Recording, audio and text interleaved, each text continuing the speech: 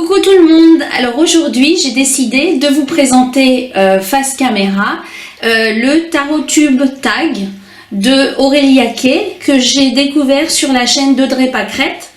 Alors j'ai décidé de vous le présenter avec mon chien qui ne me quitte jamais et qui à chaque fois que je fais une vidéo eh bien, veut être là. Donc voilà, vous connaissez maintenant Newton. C'est mon petit caniche de 7 ans que j'adore, plus que tout.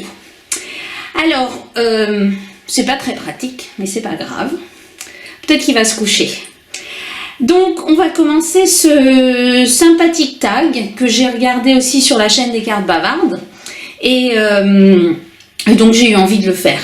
Alors, je sais pas si je vais tenir toute la vidéo dans ce sens-là, parce que j'ai pas trop l'habitude.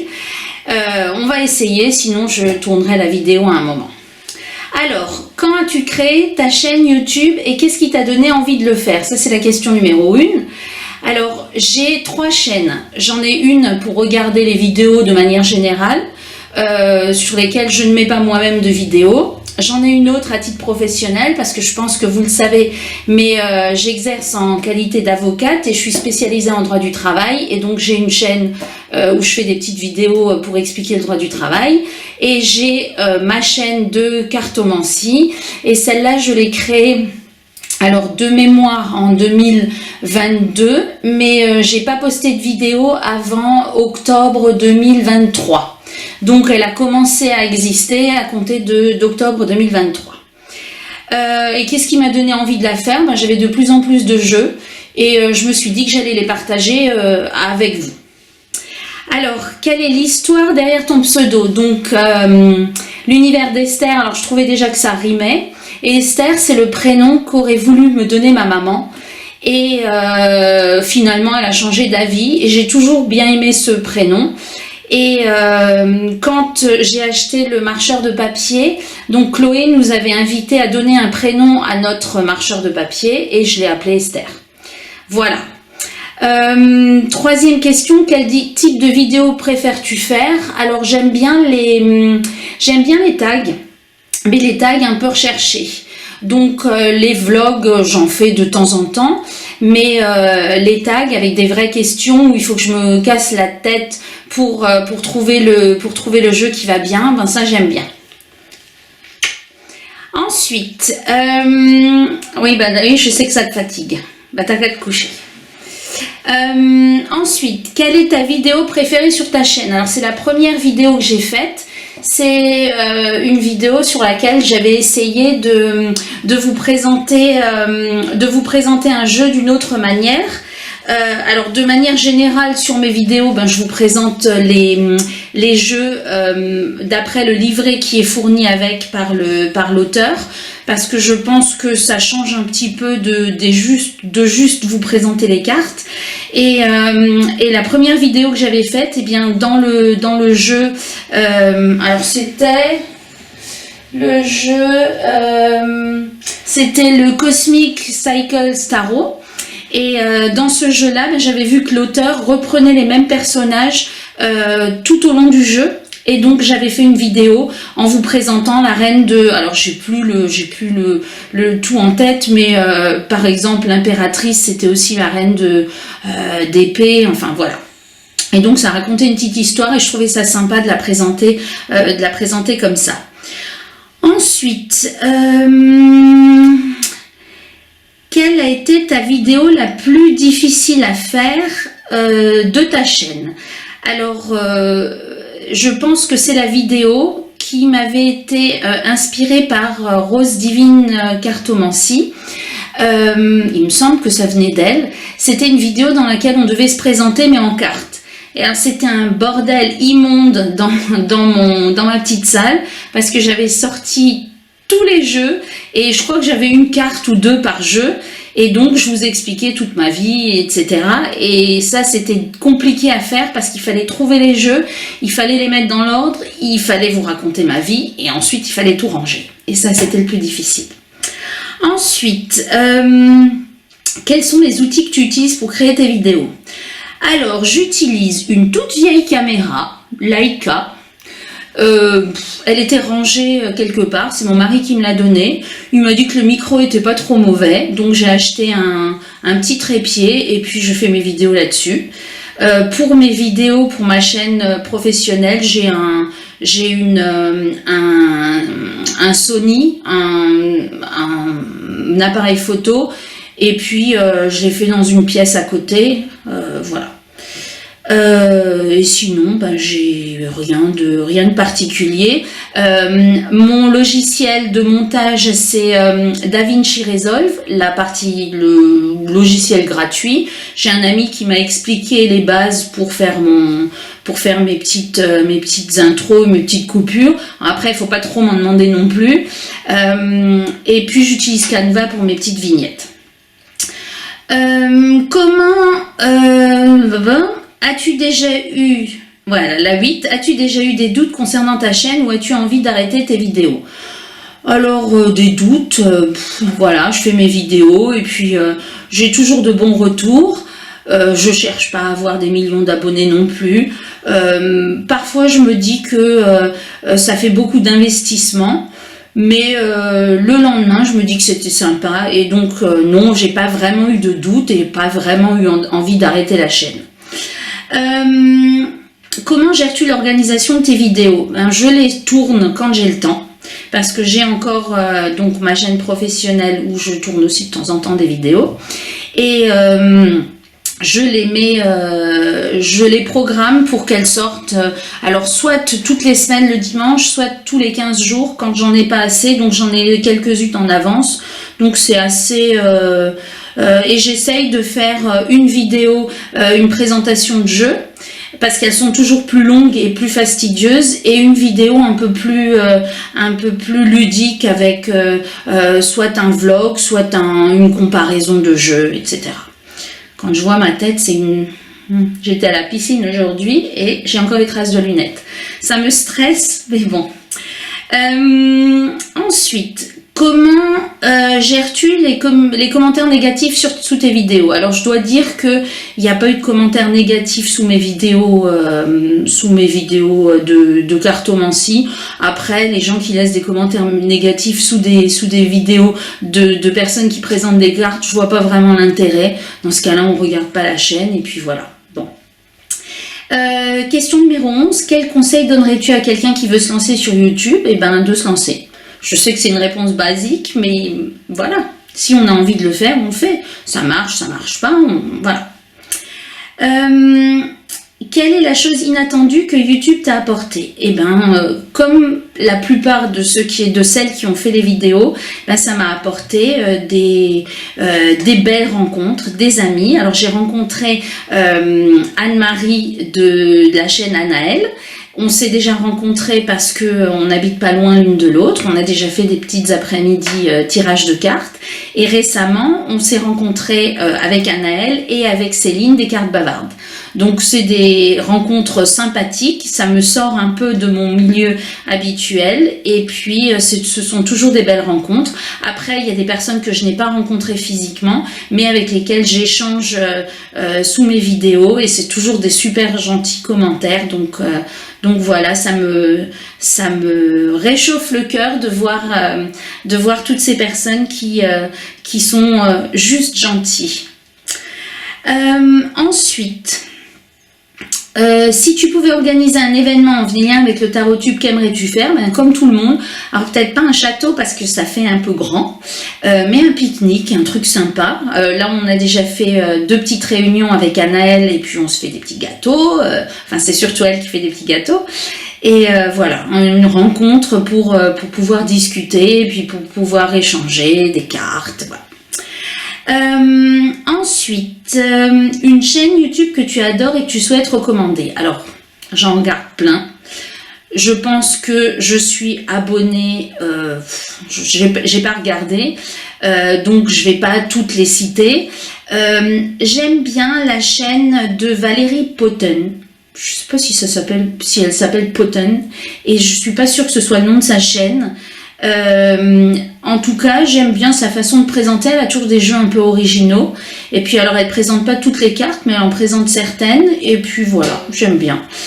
Sinon, les chaînes qui ne parlent pas de cartomancie, j'aime bien Change ta perception. Et j'aime bien La Minute du Traité. Voilà pour les chaînes. Quel est ton souhait pour le futur de ta chaîne YouTube? J'ai pas vraiment de souhait particulier. J'espère que ma communauté va rester aussi sympathique, qu'elle grandisse ou qu'elle grandisse pas. En tout cas, qu'elle reste fidèle et qu'on puisse échanger de gentils petits messages. Depuis quand pratiques-tu la cartomancie? Alors, j'ai commencé la cartomancie en juillet 2020 et je me suis inscrite à une formation d'Ethan Mort sur le petit mort. Parce que, vous le savez maintenant, j'ai besoin de cadre, j'ai besoin de structure et je peux pas me lancer dans un truc en regardant les cartes et en me disant à peu près ce que ça veut dire. Moi, il me faut une formation. Donc, je me suis lancée dans la cartomancie en juillet 2020. Et alors, quel a été ton premier jeu? Ben, c'est le jeu d'Ethan. Attendez, je vais vous le chercher.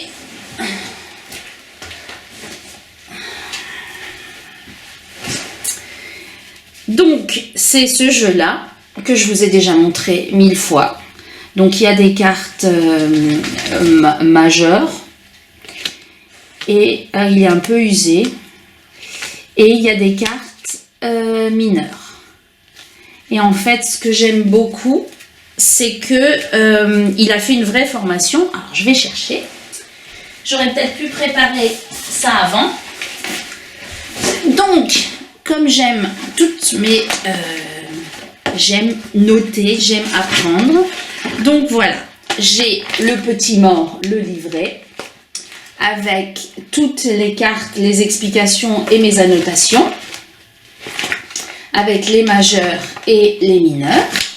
Ensuite, j'ai le petit mort, les tirages, avec tous les tirages. Donc c'était une super formation parce qu'il nous expliquait bien les positions, il nous expliquait comment interpréter, tout ça. Et donc à chaque fois les explications des tirages. Après j'ai le tirage en croix, le tirage du conseil, donc c'est une autre feuille.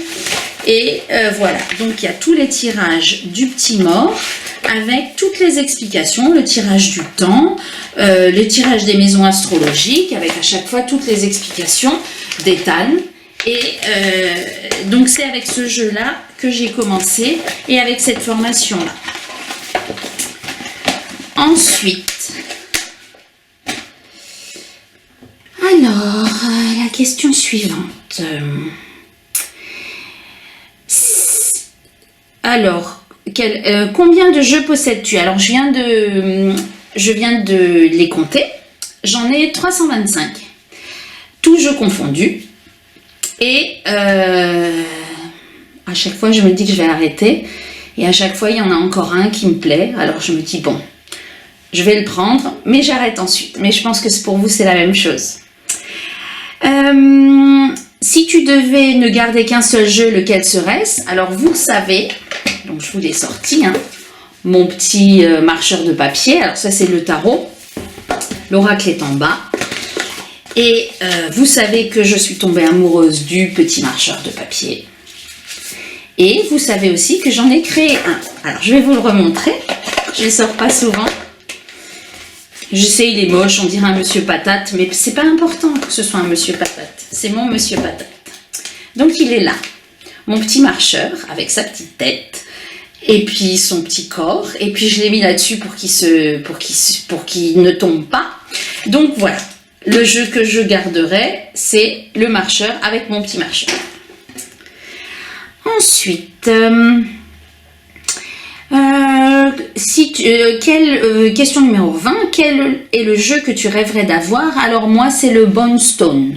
Earthflesh Tarot, je crois. Donc, il est plus édité. Je crois qu'il va être réédité. En tout cas, voilà. Moi, j'aime beaucoup ce que fait Anna Tourian. Et c'est le seul jeu que j'ai en tête que j'aimerais avoir. Parce que la plupart des autres jeux, quand ils me plaisent, ben, je les achète.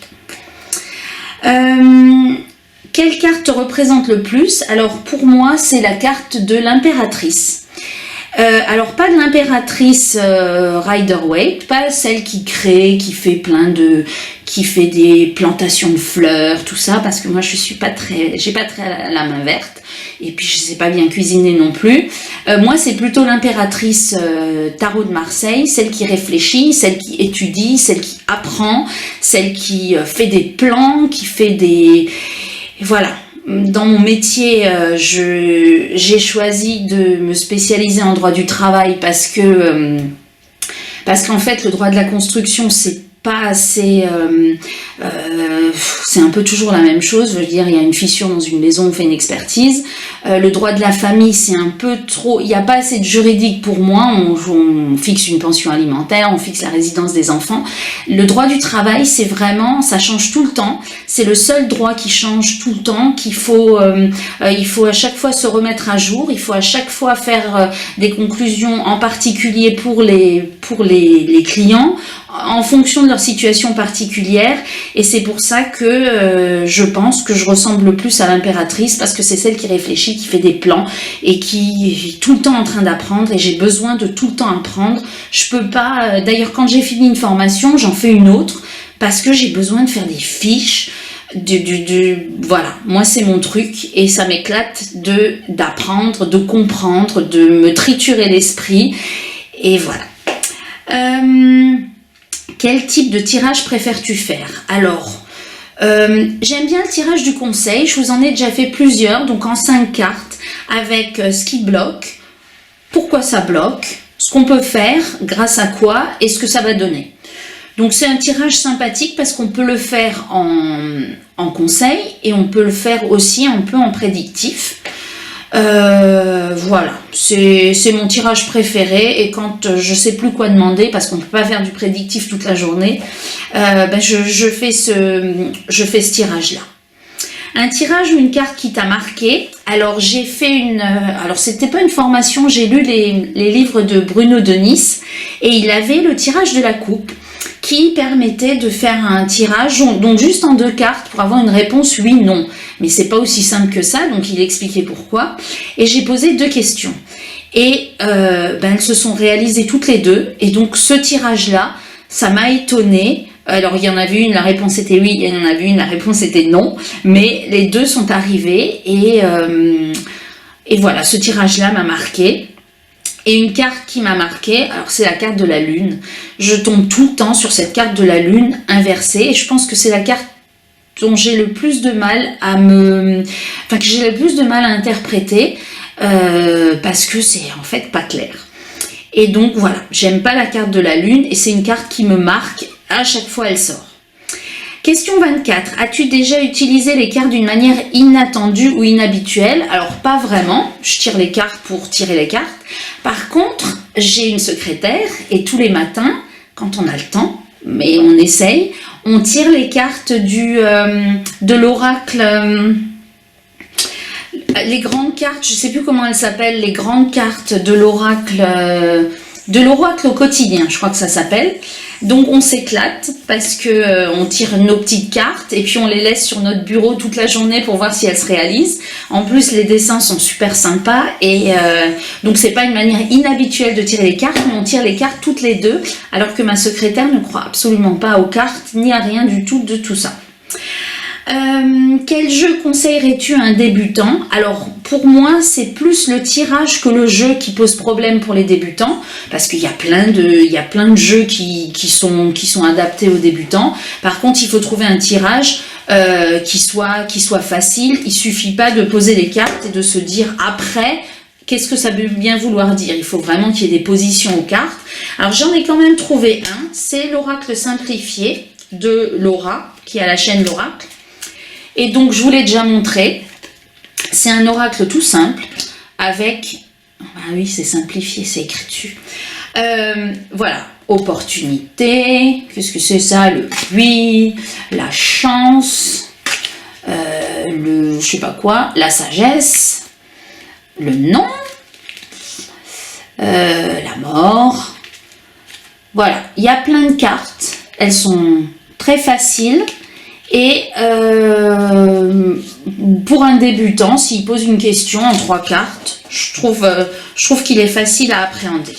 Voilà, et en plus, il y a pour chaque carte, il y a plusieurs mots-clés, en plus des mots-clés qui sont dessus. Voilà pour l'oracle simplifié, parce que je me suis dit que j'allais quand même vous en sortir quelques-uns des jeux. As-tu un jeu qui a une signification particulière pour toi? Oui, celui-là, c'est mon préféré, avec le marqueur de papier, bien évidemment. Celui-là, j'ai mis un temps fou à l'acheter et j'adore les représentations qui sont des représentations, enfin qui sont des tableaux. Et c'est celui avec lequel je fais des tirages de conseils et d'introspection les plus justes. C'est à l'envers. Le Shimmering Whale Tarot. Et celui-là, ben, je sais pas, il y a un truc entre nous et j'aime beaucoup ces représentations. Il y a un truc, c'est une alchimie entre ce tarot et moi. Ensuite, on arrive presque à la fin. Comment choisis-tu le jeu que tu vas utiliser? Alors, vous savez que je suis très organisée, un peu trop organisée. On se refait pas. Presque 50 ans, je pense pas que je vais changer. Alors, j'ai des petites, ça je vous l'ai déjà montré, j'ai tous mes jeux qui sont sur des petits papiers. J'ai les papiers blancs avec les Lenormand, j'ai les papiers jaunes avec les jeux de divination, j'ai les papiers roses avec les jeux sentimentaux. Ensuite, j'ai les tarots qui sont sur des papiers bleus, mais il y a des tarots avec lesquels je fais du développement personnel, qui ne sont pas des tarots de base. Donc, j'ai des papiers bleus avec écrit DP, comme développement personnel. Ensuite, j'ai des tarots avec écrit M dessus, parce que ce sont des Marseille, et que j'en ai pas tellement. J'ai des papiers jaunes, donc ça, si vous avez suivi, vous savez que c'est les jeux de divination, mais il y a des jeux avec lesquels je peux faire du développement personnel. Donc, j'ai mis un DP. Mais ils sont principalement de divination, mais on peut faire du développement personnel. Et ensuite, j'ai les jeux verts. Ceux-là, ce sont des jeux de développement personnel, mais il y en a certains avec lesquels on peut faire un peu de divination, donc j'ai mis un D. Et j'ai des blancs, donc les blancs, c'est les Lenormand, mais quand j'ai un Béline, c'est aussi blanc parce que j'avais pas d'autres couleurs. Donc, voilà mon organisation. Alors, tout ça pour dire quoi? Parce que c'était quoi la question? Ah, comment choisis-tu le jeu que tu vas utiliser? Souvent, j'ai envie d'utiliser un jeu en particulier. Mais quand je ne sais pas, eh bien, je cherche un tirage. Et ensuite, je tire au sort dans ma petite pochette, là. Et je tire au sort le jeu de tarot ou le jeu de sentimental que je vais utiliser. Et je vais le prendre. Parce que là aussi, j'ai une organisation pour aller le chercher. Je vais prendre la caméra et je vais vous montrer. Alors, là, vous voyez toutes mes boîtes. Ah oui, je ne peux pas la déplacer parce qu'elle est au bout du câble. Ça, c'était pas intelligent. Bon, donc là, j'ai toutes mes boîtes. Sur la boîte de droite, j'ai les jeux amour. Attendez, je vais juste ouvrir mes boîtes.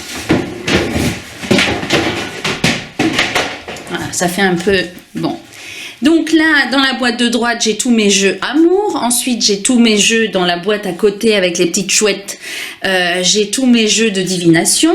Ensuite, dans la boîte à côté, j'ai tous mes jeux de développement personnel, mais qui sont divinatoires aussi. Ensuite, j'ai mes jeux de développement personnel. Et ensuite, dans toutes les autres boîtes que vous voyez, j'ai des tarots. Là, c'est des tarots dans des boîtes. Alors, dans la boîte blanche, celle qui est là. Dans la boîte blanche, j'ai des tarots qui sont en boîte dure. Après, dans la boîte noire, j'ai des grands... La boîte noire, j'ai des grands tarots. Et après, j'ai des petits tarots dans les deux autres boîtes. Et je viens récemment d'acheter deux étagères qui tournent. Je vous montre. Voilà, elles tournent. Et là, pour l'instant, j'ai mis les grandes boîtes de tarot qui ne rentraient plus dans mes autres boîtes. Et ensuite, les jeux de développement personnel. Voilà, mais ça, je vais ranger un de ces jours. Mais pour l'instant, j'ai pas eu le temps. Donc, je remets ma petite caméra. Je reviens. Voilà. Ensuite, donc voilà, c'est pour ça que c'est plus facile pour moi quand je tire les petits papiers d'aller chercher mes jeux parce qu'ils sont juste derrière et qu'ils sont bien classés. Anaëlle, ça te fait rire, je suis sûre que ça te fait rire parce que toi tu les as partout et tu sais où ils sont. Moi je suis comme ça. Te tires-tu les cartes quotidiennement? Alors quand j'ai le temps je le fais. Mais de manière générale, je les tire peut-être 1 à 2 fois par semaine parce que mon travail me prend beaucoup de temps et quand je rentre le soir, je suis fatiguée et il faut quand même de l'énergie pour tirer les cartes, donc je ne le fais pas tous les jours.